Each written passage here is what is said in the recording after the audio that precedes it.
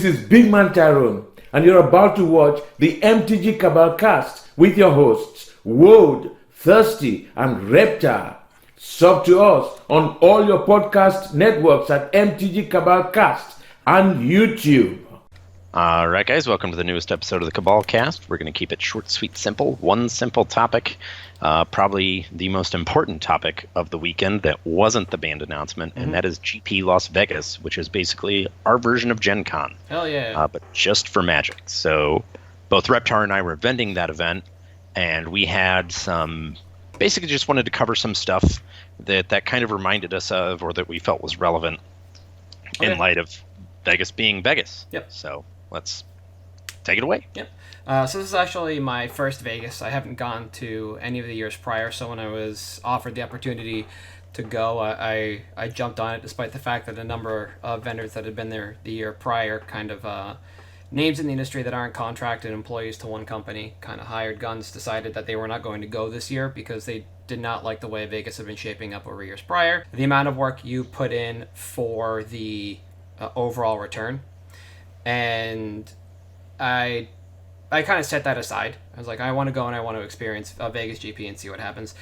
And I kind of got that first-hand experience of exactly what they were explaining, which is that this Vegas did not feel special as an event overall, but Vegas as a whole, outside of the GP, is still Vegas, and that's really the draw to this event. We had...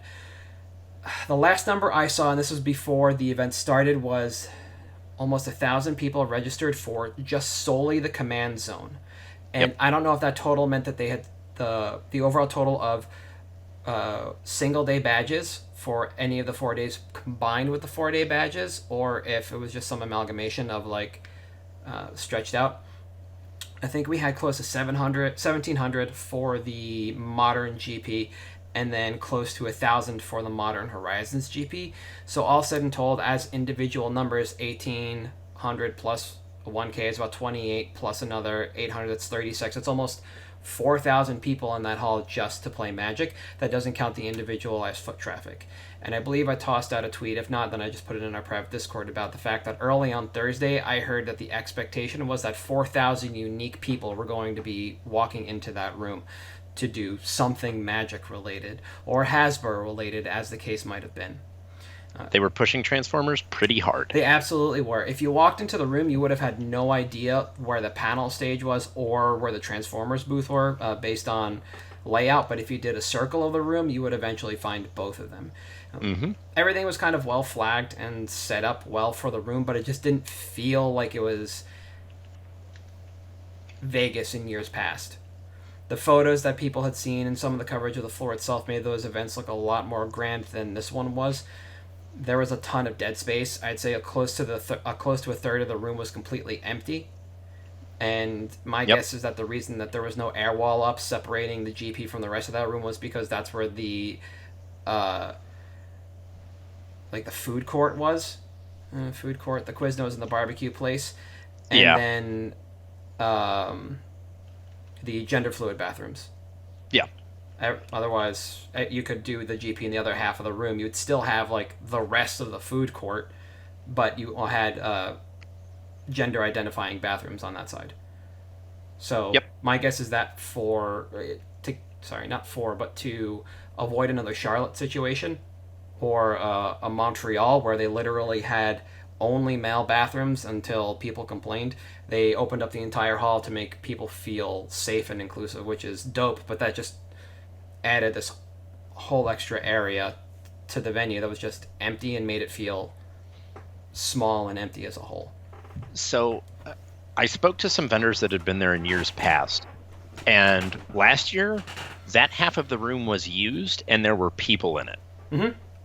So one thing I noticed in this, I thought this was a little odd, and I don't know if you noticed it. So I have a habit of using the bathrooms outside of the actual hall because they tend to be much cleaner. Yeah. So if you walked out and went to the right from the hall, there were satellite rooms out there, which was where panels were happening. It's where the blood drive was going on. They intentionally took events out of the room for some reason. Okay. Which boggles my mind. because there were like 4 or 5, 2 to 300 person conference rooms outside of the hall where they had stuff going on. Yeah, they had the huge list of events inside the hall. It was just this giant pendulum, rather, when you walked in, or Yeah. column. And it just like, it felt really bad because you had people that were coming there for stuff that never had to set foot in the event hall itself. Mm-hmm. They never had to be engaged by the Grand Prix. They never had to be engaged by the vendors. They never had to be engaged by, referencing the, Ephro's letter, the gathering. Yeah. Whatsoever. It just didn't matter. Yeah. And that felt really bad to me. It did. The event itself just felt like it was an old school Grand Prix where people are coming there just to play the Grand Prix and nothing else. This did not have the festival feel that they want these events to have, and I just can't pinpoint why. Yeah. And so things were really odd in that regard. The one thing I did like, and I would have enjoyed more as a player than a vendor, was that these events fired. It felt like on time. All the rounds were on time, and all the events themselves were fired very close together. So as a player, you knew pretty much when you were going to start, because any event that started meant that all events were starting. Or maybe you were a minute or two behind for your current event. You could get there before the 10-minute timeout on your round. As a vendor, that was terrible because we just had these sawtooth bits of population in the room. And we really felt that towards the tail end of the event, like midday Saturday, and then all day Sunday was the exact same. Sunday, anybody that was in the room was there for the Modern Horizons Grand Prix or the MCQ or the large Pauper event. And that was it? Yep, the spectacle was done. Aside from people still walking around in cosplay and the 1 or 2 panels that were going on at the panel stage, there was no reason to be in that hall as somebody who just wanted to wander around and see what was going on. You were most likely on your way home or in the Westgate casino, or maybe at another casino. And it just created this weird feeling as a vendor. It was not pleasing in that regard. No. And another thing that this really reminded me, and I haven't felt this for a while in a few shows, vendor fatigue is real at these things. And it's like, as much as you see articles and opinion pieces and tweets about taking care of yourself as a player, like, the vendor fatigue can be pretty real. Oh, yeah. At Vegas especially, because so you guys had an island and we had just a normal extended booth, and it was really interesting because we had this thing where we would be dead for an hour because we didn't have an island. And admittedly, if you want to make money at Vegas, you should have an island. Yes. But we didn't have an island, so we would go through periods where we were just slammed for an hour. And then you'd be dead for 2 to 3. And it made it so that you never really had an accurate time of when you could leave the venue, what was going on. And there were times where it was just draining, not knowing, 1, when you were going to leave, or 2, if you were going to be busy for an hour, 2 hours, or 30 minutes. Oh, yeah. And that's something that I think a lot of players aren't necessarily aware of. Because generally as vendors, we put on our hat, we're real happy, we have to be outgoing, we have to be engaging. And that's kind of the thing that I think a lot of people lose sight of, is that these events are exhausting for vendors. This is probably one of the first GPs in a while where I still put in a 13-hour day, but even because it's Vegas, dinner service is still really quick, I was able to get home and get between 6 and 8 hours of sleep, which is enough or more than enough for me personally, and was still drained the next day. And you'll engage another human being after that break, and sometimes that human being will just ask you how things are going because you look dead tired. Yep. And the admittance is that yes, you are, because that was just a dead period where everything sets in. You have nothing to do. Your cases are cleaned down. Your buyers are still going. If you have binders or whatever else going on, it's all either in motion or dead.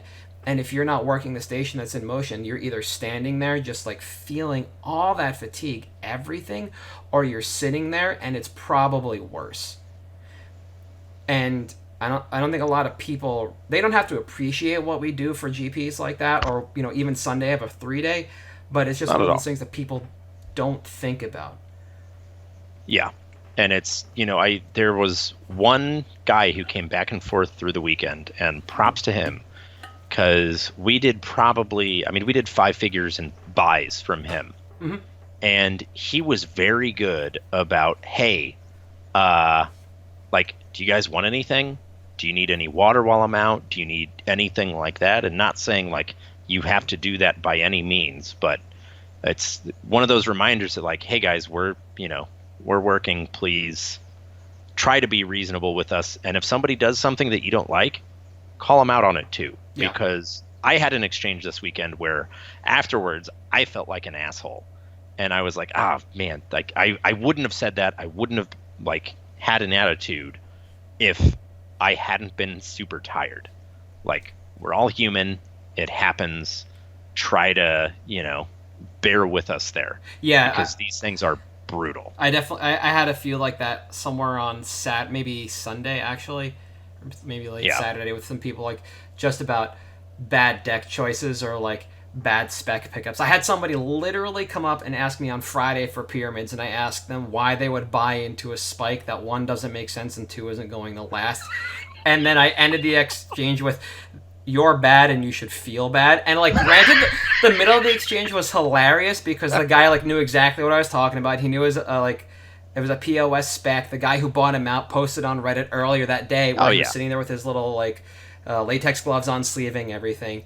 Yep. And like, it was a good exchange overall. So even when I'm a dick like that, it's at least fun in both directions. But there, not that guy. It was another guy I was talking about, a bad deck choice. Like, we had a little bit of a conversation afterwards, but he didn't walk away with a smile after the interaction, so I felt like a dick. So yeah. But it just happens. You're there. You're doing math all weekend long. You're just and even though it might be simple math because you've got it all set up on in a spreadsheet or on your phone and it's going, you still like, it's just all mental processing. For, I think we clocked, I said 13 hours, but that doesn't include setup or teardown. So we did almost over 50 hours in that 4-day span. Like over 52. That would be 13 times 4, right? That's easily, yeah. Yeah, because we pallet ship, so that's another hour and a half, 2 hours worth of teardown. Yep. And it'll just eat you. Like, I love anime shows because they open late and they close early. I can do 6 to 8 hours easy. Then I go home. No problem. Eat well and then play EDH or Cube to my heart's content with the rest of the guys at the booth. Like, anime shows are nothing, but GPs, man, those are another story. And this 4-day one was no joke with the way things were scheduled. Yeah. It's interesting. And it's, this isn't necessarily a hard finance episode, but it's one of those like peel back the curtain things to try to help people out that aren't necessarily on the vendor side. Yeah. That's, you're the player, you're the casual finance speculator, whatever the case may be. And, I think it's important to try to have that understanding both ways. And on that note, there's another thing that went on at Vegas, and I'm not going to get into too much specifics here out of respect for the vendors involved. Vendor-to-vendor drama can be very real sometimes.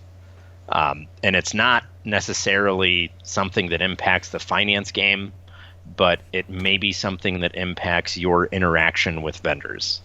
Is that, there's certain people in the industry that have like an impeccable reputation, and there's certain people that just don't. People think one way of you if you associate with Dan Bach. People think one way of you if they see you associating with Nocenti. And it's always very interesting because if you pay attention as like a casual observer, you can kind of pick up on some of that stuff, or when there is a little bit of vendor drama going on. Yeah. I don't know if you noticed, at the start of the weekend, MTG Mint had Lotus floated on their buy list as like top dog, top left. Yeah, it was like that way in Minneapolis too. By the end of the weekend, they copied the 95 model, which is have UC and Volk as the floating on top. And it's always interesting to see this because that's the type of thing that, like, if you pick up on it at the event, you can kind of play off that. And not necessarily like pit the vendors against each other, but like, hey, I'm coming here, I've got this card. they have it floated on their hot list. Can you match that? The worst they're going to do is say, go sell it somewhere. Mm-hmm. And that's something that I feel like not a lot of people do. Because I had people come up this weekend and they were like, it's on the hot list for this much, but I'll take the number you're giving me. Yep. If you just say, can you match the number? The worst we'll do is say no. You may get more, and it's not like I'm going to be like, get out of here and flat out refuse the buy. Yeah. No. And I think that's a very minor thing that not a lot of people capitalize on that they should. Oh, absolutely. Like Good Grace's side of things on Thursday, because this is 4. I knew our price for Ren and 6 off the top of my head because it was locked in, and we thought we would pick some up. So when people would come by offering the single card, Ren and 6, I could tell them as a sales rep off the top of my head. Yeah. And eventually I found out that the booth, literally one before, was buying them for much more. So somebody would ask me later on in the day, like, what are you paying on Ren and 6? I would give them my answer, and they would give me like a hem and a haw, like, oh, I'll go shop it around somewhere else. And I would just tell them, go over there then. Who was like, the 80 in the room? That was the booth next to us. Okay. That was, Good Games. Yeah, Good Games. That's right. Yeah. Yeah. Because Australia. Yeah, exactly. We had the same thing. We had someone that's like, well, they're offering 80 over there. I'm like, I can't match that. I'm sorry. Yeah. I can do 80 credit. Yeah. And they were like, okay, and took that. Yeah, and I'd let them know what our bonus is, and if they wanted cash out, obviously I'd point them in the right direction. Like, yeah. So there's the Good Graces side of that, and then there's the opposite side, which is I think Sunday morning or maybe Saturday morning. We walked into Vegas. Was set up interestingly. When you walked in, it was like an upside down, or sorry, it was like the letter U, but the bottom was extended out a lot further. Yeah. When you walked in, right? And if you were walking down the middle aisle and turned around to look at the back side of that front line, one of the booths out there must have went out the night beforehand to a Staples and bought what was like a 4-foot. Yeah, what's up on the screen? But entrance up here. Yep. So if you walked down the main aisle and turned around, one of the booths had like this 3-foot by 4-foot piece of yellow oak tag. That fucking had TOA every time. 2 things on it: the promo Soul Ring, because they either their price was bad or they weren't offering on it. They just wanted to pick some up, and Ren and 6. And they didn't double the buy list price from a lot of people on the Soul Ring and the Ren and 6, but they 1.25 or 1.5x for the first few hours that morning, and then they took it down.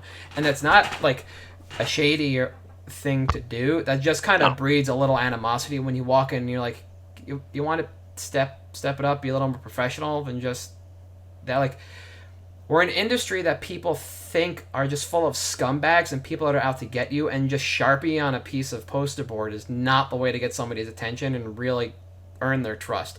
You might be paying more, so they might just throw one card at you for cash, but like, the expectation is that everybody should be semi-professional when it comes to this stuff.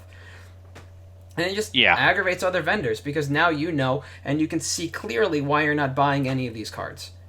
Yeah. Buy list and hot list generally aren't a secret. You can, almost everybody day one sends around one worker bee to go take photos or pick up buy lists. And the same thing on Sunday to see what's going on. Or to start the vendor-to-vendor transactions for the end of the event, when you just move stock around from one area to another. Yep. But you got to pick your battles, and that's not one we're going to fight. You're just going to look at it and be like, come on, man. Yeah. Really? Like, we had people comment on the weight of the paper that we use for our buy list, because we always pick a Hardy stock. And they're like, this paper is legit. It's in color. You guys do a great job with this. I'm like, yeah, we try. As face. It's not a regular piece of paper. It's a little hardier. It's going to survive going into your binder, into your backpack. It's just going to be, it's a little more robust. We spend the money on it, and it survives. But that's that. Yeah, that I wish I could say that isn't common, but that's one of the more, like, I don't know that petty's the right word, but it's something that I think a lot of people see as petty that isn't at all, like, uncommon. Yeah. And I think a lot of people just assume that everything's always happy-go-lucky, but that may not always be the case. Yeah, and I understand, and other people should too, that not every vendor is stationed where they're doing the majority of their Grand Prix. So you look at somebody like Galactus, and they go between basically Japan and the U.S. for the most part. Yeah. But their kit includes TVs. They have TVs they bring, or little monitors they bring with them now, or maybe they're stationed here and some in Japan and they pick them up as they go. Like other vendors just ship everything around in suitcases, so that's what they have. They have the suitcases as an easel, so to speak, and then they have the whiteboards that go on top of it. That's how they can do this. You know, they don't have the margins, or just think it's easier for people to take a photo and reference later. Not everybody's strike zone with a 12-page long buy list, you know? And you Please leave them in the order they appear. Yeah, I mean, I get that because it's easy. It was a pain in the butt, but I understood why. But, like, the hand-scrawled on oak tag that wasn't there before, that was obviously meant to do one thing. Like, pick it up a little bit. Even, who is it? Is it MTG Mint that uses the projectors? Yes. That setup's dope. Yeah, that setup is great. Yeah. They have two projectors, one inside the booth and one outside, and so you can see the buy list from like 180 degrees in front and behind. Like, it's awesome. Yeah. Like, whatever. But I dig it. We talked about room setup. Yeah. Right, a little bit, and Thirsty put up that image of the room. The layout overall was great, except at the top of that U, where he's pointing now, was this gigantic area. Yep, right where he's pointing now. I'm going to bring this up. This is the command zone. This is the area that housed at any time probably 1.3 to 1.5x this many people. It was never full, sadly. Maybe for the commander event on Friday night, and was awkward to see when you walked in. That I think helped kind of kill the mystique of this GP. You walked anytime I left the room to go get a coffee or go get lunch and came back, I walked into and you can see there was the main door that you came in, walked right into an empty command zone. What you can't see is behind me, there's another door that walks into the artist alley, and then further down in the other part of the room that was empty behind the panel stage was another set of doors. So you effectively walked into an area that was half full, maybe, and the main reg, and you were just kind of awash in a sea of nothingness. You could see some of the vendors behind that, and then after that it just became a blur. You had to wade into the room to figure out what was going on. Yeah. And I think if this is the way Vegas is going to be moving forward, then we're going to see a lot fewer people start coming out to these events. Not because the command zone's set up, but because they're trying to do so much at these events, it's just going to dilute the player pool, and they're doing it so often that it's no longer as special. Yeah. I mean, the first year they did Vegas, it was a huge spectacle. And, you know, it was the place to be. And for the first 2 to 3 years, it was still the place to be. And there's still plenty of big names in the industry that show up, but most of them spend their time at the casino now. Yeah. They'll walk around the floor day one, you know, shoot the shit, talk to the people they know. But by the end of it, they're like, okay, well, I'm going to go, you know, do this other stuff. And it feels much worse than I think it should, because, like, you know, when you go from a 4,000 person event where you have everyone who's anyone there just being degenerates, throwing cash on the table, making 7-figure deals, and then you go to what we have now, and it seems almost like a smaller affair. Yeah. And not to mention 36 vendors is brutal. Oh, yeah. Compared to... Would you say 36 or would you say 34? I guess it was 34, because there were... Not Upper Deck. Ultra Pro was there, and the investment app guys that made the post on Reddit were also there. So there were 34 vendors and 2 personalities. You know, and that felt a little bad too. But I don't want to think, you know, I don't want anyone to think that I didn't enjoy my time there. I thought Vegas was great, and there were definitely some highlights. You know, for me, I based two Paladin level supporters, thanks guys, that work with me at the booth definitely helped me get through the weekend. And then Dan Monaghan from the Laboratory Maniacs. Meeting him was great. Nice. Got to have a fanboy moment and, sold him some cards. That was good. I don't know what highlights for you were besides middle school was great because I haven't played in months. Yeah, that was dope. I did have a fan of the cast come up, and like he was behind me was the buy station. I was sitting down, and people have come up to face and say they like the podcast to whoever's there, because Face to Face does have a podcast series. So like he was interacting with they were interacting rather with a buyer. Yeah. And so I just didn't think anything of it, and I just generically said thank you, because they were kind of looking past the buyer, and then it just clicked that it might not have been for the Face podcast. So I asked which. Yeah. And I was a fan of the Cabal cast. So thank you for coming out and introducing yourself. Yeah. Appreciate that. Yeah, absolutely. It's nice to be loved. That and the Heelys. The Heelys were also another good. Yeah, the Thursday only Heelys that turned heads. That was awesome. Yeah. I got to get a pair of those. I would have worn them more, but it just was too crowded the rest of the days. Maybe Sunday, but by that time, my feet were done. I switched back to my Vans. Yeah. Outside of that, I watched a collector's edition get sealed. Nice. Which was nice, yeah. Overall, inside the convention, it was basically just interacting with people was the highlight of the event, and doing what I was there to do, which is be sales. Yeah. Whenever I had to tell somebody that I didn't have something because we just didn't have it in stock at all that weekend, it felt bad. But whenever we sold out of something, it was fine because we had it. They just got there late, right? But, I'm there to help, so whenever I can, I feel better about it. And then just interacting with people and not keeping them at the booth because I want to sell them something, but giving them a conversation that they'll walk away smiling about because they had a fun time.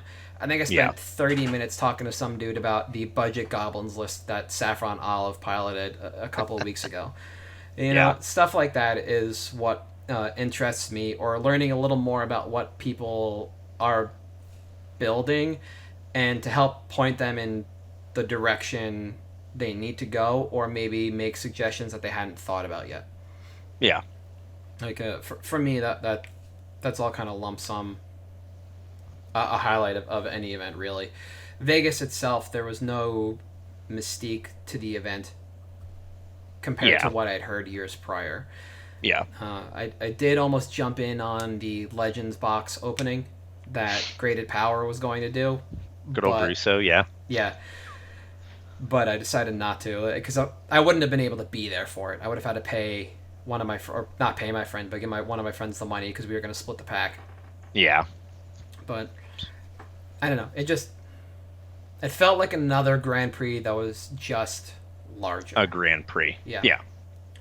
It would have been cool if the panel stage would have been closer, so I could have seen what was going on there or heard what was going on there. Every now and then, it was just some random hoopla.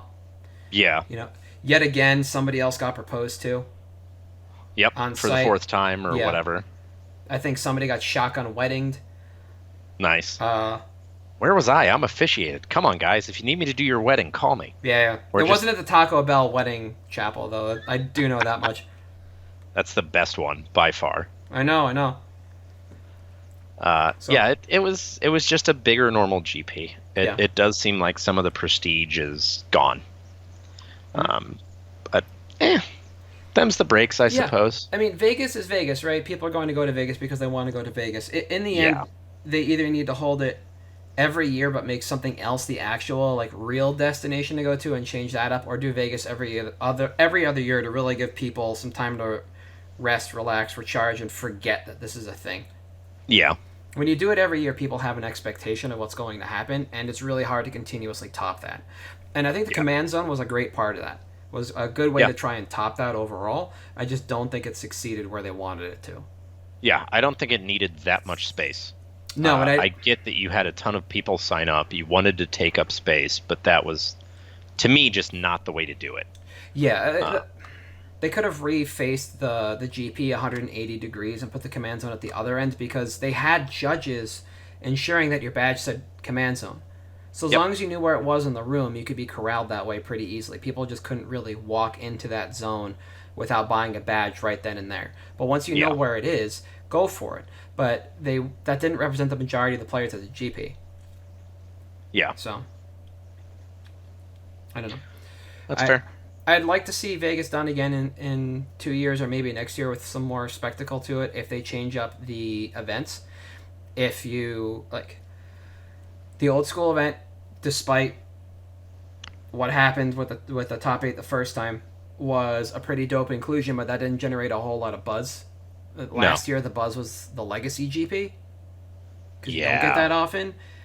Why not just make every Vegas a Legacy GP plus? That has some mystique to it because very rarely do you get to see Legacy at the GP level. So already you have that combined with Vegas. You know, just blow the doors off. Put a vintage tournament there. Like, old school is cool, but, you know, like, do dumb things on camera or in person and, like, put it up on a giant TV for people to watch. Yeah. Like, sure, you have the booth there, but why can't you stream it somewhere else on site? You know, in the back of the room, just create a holding pen or a waiting area. They have the VIP area, but, you know, that they get their own things. Make something a little more public. I don't know. Let the degenerates be degenerates. Yeah. That's what Vegas is for. It's for degeneracy. Just let it happen. Exactly. So I feel much the same way I do about, like, PAX. I'm going to have to be coerced to go back there again, or they're just going to have to step up their game, and then I'll go. And I don't really blame Channel for this, much like you can't blame Channel for a low Modern attendance at the Grand Prix level after Modern Horizons dropped. Channel's not in control of that. All they're in control of is the scheduling, and by the time they scheduled every Modern GP after Modern Horizons actually dropped, there was most likely had no idea that Modern Horizons was a product. Because you have to schedule this stuff so far in advance, and we had no idea that Modern Horizons was coming until maybe 8-ish months ago. At which point we already knew what this GP was going to be, so it didn't. Yeah, and we knew Vegas was coming. We knew there were going to be Modern GPs after the set drops, but how's Channel supposed to know, right? Yeah. So, I don't know. I have faith in them to do better at Vegas and keep it bumping, but I need to see it first before I really want to come back and vend again. Yeah. I might go as a player just because it's easy to come and go and I still get the Vegas experience. Yeah. I mean, look, if they do a Legacy GP, that'll be my show off and I'll go play in Vegas. That's fine. Why not? Yeah. I know. Oh, well. So that's all I have on the topic, really. So you want to start with the picks then? Oh, yeah, absolutely. I'll go first on this one because this is an interesting topic. So my pick for the week is something that I mentioned before and I've spec'd on a little bit myself. It is Mystic Forge. And I honestly forgot because from flying Wednesday and to Thursday to pick a card, I picked this later in the weekend. Mystic Forge is a card that was just restricted in Vintage, yes, but was not highly played in Vintage. Where I was seeing my requests for this card and what my expectations were when I bought in a couple of weeks ago was Modern, Legacy, and EDH. And right now, and there's a thread on the Reddit, subreddit for MTG Finance that's wrong, that Vintage drives this card. We can take a look and see that it's actually Eldrazi Tron, Affinity, Charge Tron, Bomberman, and like there's two Vintage decks. There's plenty of decks for this that it's a 4 of, and frankly, I think it's a very uninformed opinion to think that Vintage drives finance on much of anything. Yep. So we have a brand new card-ish, right, that sees play in a number of decks that do well. The E-Tron deck is just does well in Modern. It's by the numbers the best Tron deck over the last few from months. From War of the Spark forward, E-Tron has put up a better win rate against the entire field than Tron, despite the fact that Tron won the MC, right? But what I found out when I was at Vegas, because I got a number of requests for this card, for just Forge, and those are people playing the Modern event. When people asked first for Mythic Forge, and then had an additional request of Kaikar, Yeah. That's when I got inquisitive. Yeah. So, for the most part, the driving force behind this card that I have seen is actually Elsha of the Infinite, the brand new Jeskai commander. Yep. There is a list out right now that's floating around that has Elsha as the commander, starring Mythic Forge, and it's a very tight 99. So people are already following this this list. People are already building this deck with Elsha and Kaikar, and Mythic Forge is a huge part of it. I asked about Experimental Frenzy, and that's not in the list because the majority of this deck is colorless. You just flip over artifacts in this deck to pump prowess, to pump spirits, and effectively go infinite with Kaikar. So that bump that we saw in Mythic Forge, where the average inflects bigly by about $2, and then drops back down after the restriction, we should see that flip again, and we're going to continue to see this card rise because there is immediate EDH demand for this. Yeah. And as we've been saying, right now, EDH is the finance driver.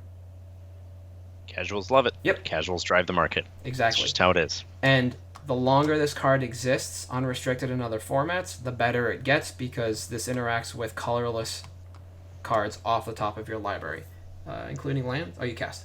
But you can... Yeah, it's cast. You can pass by your lands every turn if you want. It's especially, like...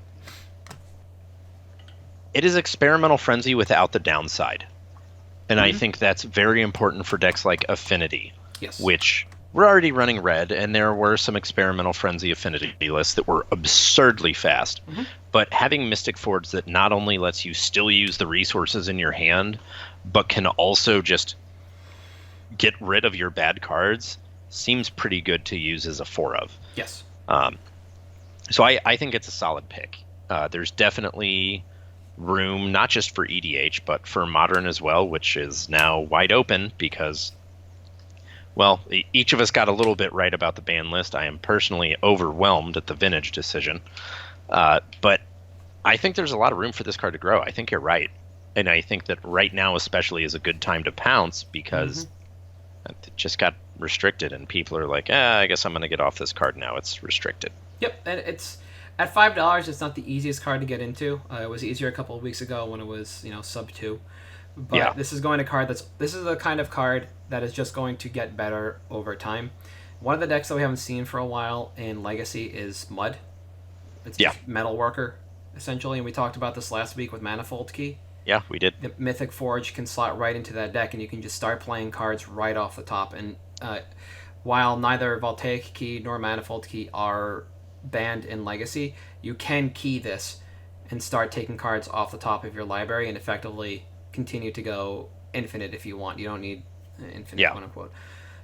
You don't need Staff of Domination in the deck, really. If you want to go truly infinite, Staff. If you just want to play an aggressively mid-range game, you can play this and just take control and maybe rebuild Mud and Legacy.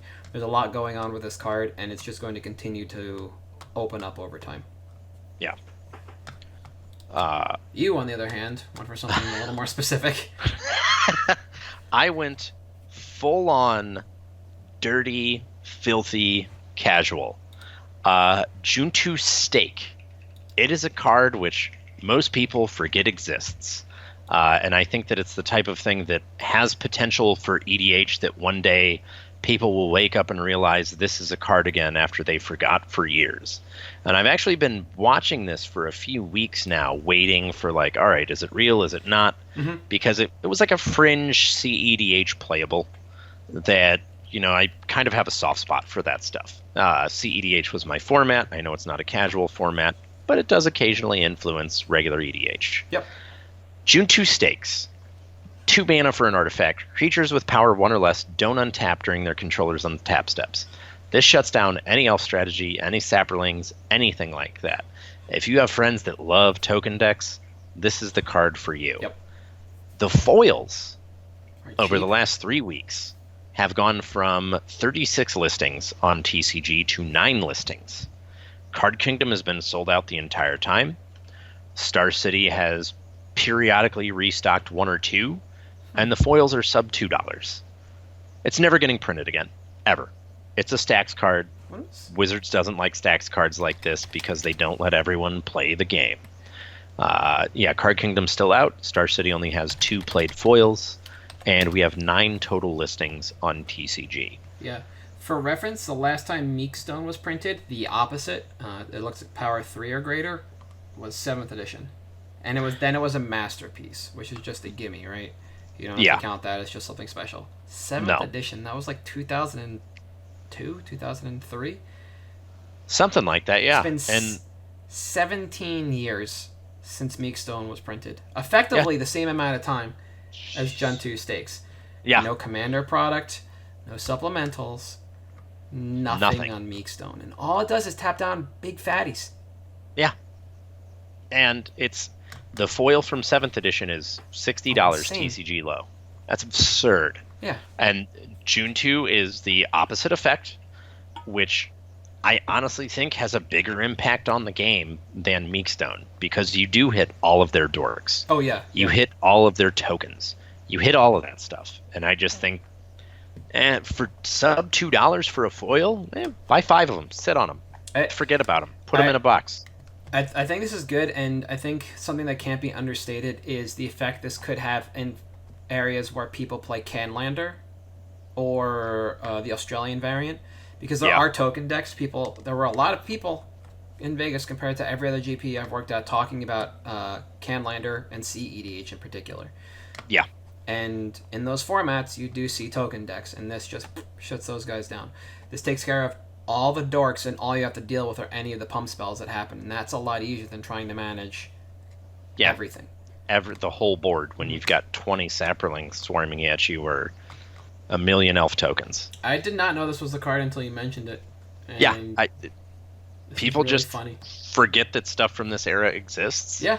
And it's always interesting to me because there's cards like this that are like a really unique effect that seem to have a decent power ceiling. Mm-hmm. And people are just like, yeah, I forgot this is a thing. Yep, and then it disappears, it spikes, somebody mentions it, and then FOMO. Yep, and that's just how it works. Yep, and then the similar to like collapsing borders. There's another one that people forget. Or Thoughts of Ruin, my pick from a few weeks ago, was sparked literally by a conversation between you and I that was, what's that card that deals damage for cards in hand? And that's how I was like, wait, that's my pick. There we go. Or, they sack lands equal to. Yeah. Because we were talking about Wildfire and cards we'll never see again. I'm waiting for that Pauper spell, the red spell from Torment, whatever Sands, that does nothing unless you have Threshold. Swirling Sands. That's the same thing. Yeah, it's in deck lists, and it just kind of floats along, and a lot of people don't remember or know what that card is unless they play Pauper, and then at that point they're probably intimately familiar with that card. But the moment somebody just scoops all the foils, that's it. That card is gone. Yeah. Last year, foil Swirling Sands were $30. They're now down to $5, or Swirling Sandstorm, sorry, because people forgot it was a thing, and then all of a sudden, wait, I need these. And this is what you're looking at with like a June 2 stakes. Yep. Is you're going to have something like that, then FOMO happens, and that's how you make your money on it. Yep. And I agree. I don't think this is a card that's coming back because it slows the game down. It cuts the legs up from underneath too many decks for WotC to just toss us in a supplemental. And it just is a solid pickup. Whether your playgroup involves tokens or not, or CEDH or Canlander or the Australian Highlander variant, this is just a card you can pick up and sit on and then buy a list in a couple of years. Or if they all disappear shortly, immediately after that. That's fair, yeah. It's at $2 it's hard to lose. Yeah. You're paying less for this foil than you are non-foil Mystic Forges, a card that was just restricted in Vintage and is putting up results in Modern only currently. Yeah. Because there are no results in EDH. Nope. You just have None to wait whatsoever. No, you just have to wait for it to bubble up on EDH Rec on the population report, and then eventually hit stocks, and then people will buy in. Yeah. So. But at that point, you are literally just waiting for FOMO and nothing else. So. No, I like G.O.A.T Stakes as a hold. I do. Yeah. But, yeah. I think that's gonna cover it for this week. Next week we'll probably talk a little bit more in depth about the ramifications of the BNR that aren't just the immediate inflation of Worldwake Stoneforge Mystic prices. And the swords, of course. We had a meme tweet that I sent out that is about that we'll touch on. So definitely tune in next week. Oh, yeah, we got to see what happens at the SCG this weekend. I'm excited. Speaking of which, I will be there. So if you were down at Dallas, come check me out at MTG First, powered by Moose Loot. Nice. And sell me your cards. But outside of that, guys, we will catch you next week. I am I am Halt, I am Reptar. Oh God, Vegas. Yeah. Still kicking among us. I am at Thirsty Sizzler. We are MTG Cabalcast on Patreon and Twitter. And I believe now that we're both back and have our C19 sets, we will be announcing the draw date, or the last date to entry and then the draw date for our giveaway on that. Yep. So pay attention to our Twitter, and then remember to sign up for our Patreon just to get in on that, and enjoy the sweet conversations that we've been having about Portal 3K and the collectability there. Yeah, I saw that. I was like, I'm going to stay out of this one. It's a good conversation. How many people actually talk about the entire P3K set? It's just Seal, Recruiter, and Dragon usually. Like, yeah, that's it. But there's plenty of other stuff in there, like Warrior's Oath. Yeah, no, it's pretty decent. Is the Cheetah in there? Yeah, I think so. Yeah. A Rampant Growth Cheetah that's like $1 million for whatever reason. Yeah, like, it's a good conversation. Come and join us. Yeah. But we'll see you guys next week. Yep. See you guys.